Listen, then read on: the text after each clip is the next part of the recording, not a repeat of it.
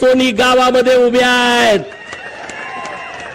अरे ही लोकशाही मजबूत करण्यासाठी या होळकरांचा सिंहांचा वाटा आहे आणि म्हणून पवारांचा डाव लाथानं उधळून टाकण्यासाठी आज आम्ही तुमच्या समोर आलो आहे।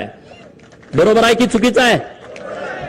का रे बाबा, पहिल्यांदा आम्ही राजीनामा देणार, दे की तुझ्या लेकीचा, ते लेकीचा राजीनामा।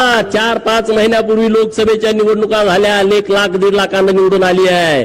दे तुझ्या त्या कर्जत जामखेडच्या नातबाचा 1100 मतांनी निवडून आलाय। दे त्या जयंत पाटलाचा, परवा आला होता ना जयंत पाटील इथं, तोंडावरती साथी आसरा घेऊन आला होता ना, दिसायला देखना राजबिंडा, तितकाच कपटी, तितकाच नीच, तितकाच जातीवादी।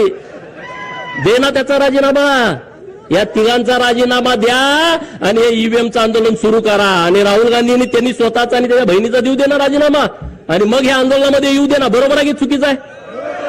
बरोबर आहे का चुकीचं आहे? अरे एका आमच्या आनंदराव देवकाते साहेबांनी राजीनामा दिला, अजूनपर्यंत त्या घराला आमदारकी मिळाली नाही। मिळाली का सांगा? मिळाली? तुम्ही बळीचे बकरी आम्हाला करता। अरे तुम्ही व्हा ना, तुम्हाला बिरोबाला कापतो ना आम्ही माजलेल्यांना, बरोबर ना? आपण बिरोबाला कुणाला कापतो? बोकाड, ते कुठलं बोकाड कापतो? 10-12 बोकड आपल्याकडे असते, कुणाला कापतो? बकरी आपल्याकडे 100 असते, पण त्यातल्या एकालाच का कापतो? कारण ते माजलेलं असतं।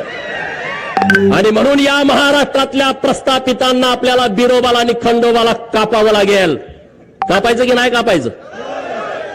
आज महाराष्ट्रामध्ये आणि देशामध्ये निवडणुका झाल्या, ईव्हीएमच्या नावानं तुम्ही आता गळा काढताय। सदाभाऊनी त्यांच्या भाषेत तुम्हाला सांगितलं, अरे बाबानो ही ईव्हीएम आलंय कधी? तुम्ही त्याच्यानंतर 2 वेळा केंद्रामध्ये सत्ता भोगली। 2009ला हे शरदचंद्रजी पवार या माढा लोकसभा मतदारसंघातून ईव्हीएम वरती निवडून गेले की नाही गेले सांगा? 5 वर्ष तुमचे प्रतिनिधी होते। तुमच्या गावात किती वेळा आलते? मार्कडवाडीमध्ये किती वेळा आलते? जरा जोरात कळू द्या।